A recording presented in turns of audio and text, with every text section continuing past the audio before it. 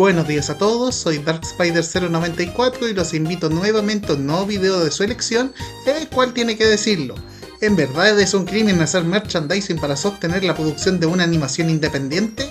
Y es que la animación independiente es cara, la animación en general es cara. Apoyen a los proyectos que aman, por amor de Dios. No piensen que todo está siendo regalado. Mire señora, usted ha molestado todo el rato, ¿cree que este trabajo es fácil? Me gustaría que viniera y lo hiciera usted. Por décadas, el internet ha sido una ventana de experimentación dentro del área de animación, ya sea esto con parodias burdas de franquicias ya conocidas, o bien con contenido propio que puede llegar a entrañar a una audiencia con la misma intensidad que un programa de televisión o una película. Sin embargo, y en el día de hoy hablaremos específicamente de la obra ejemplar de Glitch Productions, cuya colorida atmósfera esconde heridas no curadas, lamentos del pasado y una pizca de humanidad. Es por tanto que el video de hoy es de The Amazing Digital Circus. Advertencia, en este video se tocarán algunos spoilers de la serie, aunque trataré de ser menos explícito con los eventos del último episodio. Por favor, vayan a apoyarlo en el canal oficial. Antes que nada, tenemos que introducir qué es exactamente The Amazing Digital Circus, y es que tenemos una webserie animada de 9 episodios, los cuales toman lugar en el epónimo circo digital, un lugar colorido similar a los juegos recreativos que solían haber en locales como McDonald's, con una aura amigable y caricaturesca que también permea en sus personajes, los cuales van desde lo relativamente entendible como una muñeca de trapo y una pieza de ajedrez, a lo más abstracto como una figura que no estaría de todo fuera de lugar con algo de Picasso, siendo todo fríamente monitoreado por los ojos vigilantes del maestro de ceremonias, literalmente Kane. Bajo este contexto es como los episodios de la serie se centran en las aventuras que Kane le presenta a Pomni y compañía, y como cada uno de estos da un comentario no solo sobre qué tipo de personas son cada uno, sino que da fuertes lecciones que uno pasaría desapercibido en otra serie o incluso en un videojuego o película. Por ejemplo, ¿qué pasaría con los personajes extra en una historia, aquellos que son NPC? Esos que solo aparecen para cumplir un rol y luego desaparecen, ¿cómo se sentirían al ver que son solamente elementos desechables en la historia de alguien más? Es de esta forma en que conocemos a nuestra protagonista y quien representa todas las interrogantes para los espectadores. Pomni, una chica arlequín que acaba de entrar al circo en un pánico, desesperada en cómo aparentemente viene del mundo real mediante un visor de realidad virtual. Peor aún, no recuerda su nombre, dando a entender que este es el mismo destino que sufren sus nuevos compañeros de hogar. No hay una identidad, no hay un escape a esta realidad y no hay nada que se pueda hacer al respecto. Literalmente, Pomni se vuelve una payasa más del circo. Es más, a Kane realmente no le importa el bienestar emocional de estos personajes, sino cual niño con sus juguetes los hace jugar diversas aventuras contra su voluntad. Realmente un tipo de horror existencialista, no muy distinto al de un favorito personal, Neon Genesis Evangelion. Es así en que nos introducen con cada personaje, con cada uno representando un arquetipo hasta su máximo límite, creando una tridimensionalidad que usualmente no es vista en proyectos animados. Estos no son solamente personajes a quienes les ocurren diversas situaciones, sino que humanos llenos de dudas, temores, rencores y como con el paso de los episodios se crea una narrativa en donde pueden adaptarse a su nuevo entorno o caer en la desesperanza, en la abstracción, cuando la negatividad sobrepasa el punto de quiebre hasta literalmente convertirse en figuras amorfas, incomprensibles y sobre todo víctimas de sus propios dolores. Al ser la chica nueva e inexperta, Pomni representa la empatía y la esperanza, aquella que trata de ver el vaso medio lleno ante una situación imposible, no tanto por un optimismo innato, sino que alguien que derechamente quiere entregar una mano de ayuda, pero a la vez una figura que no tiene todas las respuestas que pueda necesitar el resto, con ella misma estando abrumada con su introducción en este mundo, aun si tiene la capacidad de adaptarse a este. En contraste tenemos a Jax, el cretino del grupo, quien no solo ya ha abandonado la esperanza de salir del circo, sino que derechamente se jacta del predicamento de sus compañeros, abrasivo, con problemas de ira, pero a la vez con suficiente tacto para entender que sus acciones son incorrectas, pero que necesita caer en ellas para no enfrentarse a la realidad en la que está atrapado. En muchos sentidos, Jax es la fusión insana de Bugs Bunny con Asuka Langley Soryu en como el personaje posee tanto el orgullo de la segunda y el sadismo caricaturesco del primero, pero sin la capacidad de canalizar esa energía en nada más que provocar daño. No solo eso, sino que más adelante se nos da a entender cómo su mayor temor, el de formar conexiones con otros, es lo que termina por acabarlo, generando una crisis de identidad de proporciones bíblicas. Si bien estos dos podrían ser considerados como los personajes principales de la historia, sería erróneo de mi parte no mencionar al resto de los participantes del circo.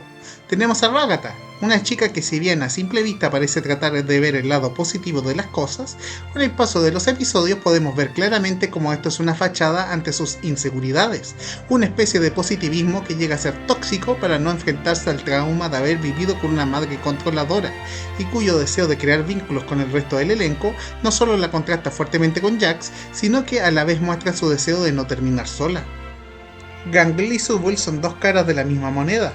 Una es una chica temerosa y extremadamente sensible, quien teme que sus reacciones puedan crear una imagen errónea de ella y que a la vez se siente arrollada no solo por la vida, sino que por los demás, mientras que la segunda va directo al meollo del asunto sin rodeos, siendo la seria del grupo que está harta del sinsentido de Kane y el pesimismo acabronado de Jax, aunque tampoco comparte el optimismo de Ragatha, mientras también atraviesa con un profundo resentimiento por su cuerpo. Ambas representan ese sentido de insatisfacción del ser, de la baja autoestima y en cómo en vez de avanzar en sus virtudes, caen en sus propias falencias. La diferencia en ver cómo Subble actúa normalmente contra cómo prepara tragos en un bar o el lado más emocionalmente abierto de Gangle en un ambiente que se mantiene a gusto, como el arte. Finalmente, dentro del grupo tenemos a Kinger, usualmente denominado como el loquito, y el que a simple vista tenemos a un personaje excéntrico y con muchas interrogantes, algo así como el que fácilmente podría ser el alivio cómico en cualquier otro proyecto. Sin embargo, lo que tenemos en la serie es una figura realmente trágica, atrapada en una prisión que limita sus recuerdos, siendo similar en ese sentido al Rey Helado de Hora de Aventura o el viejo McGucket de Gravity Falls, dando una alusión a la demencia senil, algo que de seguro se sentirá bastante abrumador para quienes hemos compartido o vivido con un familiar que pasó por ello. El personaje esconde una profunda sabiduría más allá de sus momentos menos lúcidos, que finalmente entregan esa luz de esperanza que termina impulsando a Pomni a envolverse el ancla emocional del circo.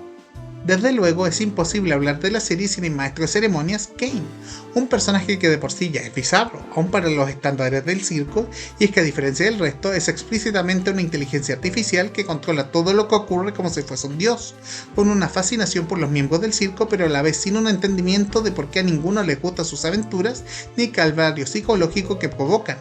Lo interesante es cómo esta frustración latente de Kane aumenta con el paso de los episodios, con una explosión rimbombante finalmente tomando lugar. Aquí es cuando vemos un lado mucho más vulnerable para el personaje. Por mucho que quiera innovar y entrar al mismo nivel que los humanos, es su propia naturaleza como IA la que lo limita. Él lo sabe, él odia hacer una creación que solo puede replicar lo que dice su programa más que innovar, y como es esa falta del toque más personal o humano lo que hace que todos sus planes fallen. Él podrá intentar el entretener a su audiencia, pero no los ayuda a procesar sus problemas. Tal como mencioné en el short de la serie, una inspiración para esta fue el cuento corto de Harlan Ellison No tengo boca y debo gritar, publicado en 1967 y es una obra precursora del horror surrealista dentro de la ciencia ficción. Si bien no voy a centrarme mucho en hablar en los detalles de la historia, porque hay varios videos dentro de la plataforma que ya lo hacen, sí voy a dar un breve resumen. Un grupo de 5 humanos son torturados física y psicológicamente por una supercomputadora que adquirió suficiente sintiencia para entender que es solamente para su placer psicótico, alterando sus percepciones espaciales y temporales. Es interesante cómo The Amazing Digital Circus toma la base de este cuento y si bien maneja tópicos similares, la causa y consecuencia en ambos es distinta, además de la resolución. En la obra original, el narrador de la historia, Ted, es reducido a una figura amorfa e indestructible como babosa tras matar a sus compañeros en un intento de salvarlos del calvario de la supercomputadora, volviéndose el juguete que la malévola IA puede maltratar una y otra vez sin ser completamente desechado. En cambio, con la serie, Kane es un personaje que si bien no tiene empatía por los participantes del circo, él no trata de herirlos deliberadamente, y en cambio busca entretenerlos con tal de recibir gratitud por la directiva que lo vio nacer. No es sino una vez que es obligado a enfrentar que sus métodos no sirven que se vuelve hostil. Otro punto a comparación es cómo las abstracciones, es decir, aquellos miembros que perdieron toda razón de sentir y vivir, terminan convirtiéndose literalmente en seres amorfos, que ya no pueden expresar sus aflicciones y en cambio están obligadas a deambular en un vacío existencial, tomando el título de cuento de forma literal, y a diferencia del libro, Kane no es el responsable de estas transformaciones, y si bien no puede contrarrestarlo, más allá de cuando ésta contagia a otros, se encarga de esconderlos para que no afecten al resto. Algo que ambos personajes sí comparten es la limitación en sus programaciones en cómo no pueden ir más allá de lo que dicta sus respectivas directivas, lo cual los incita a volverse los antagonistas.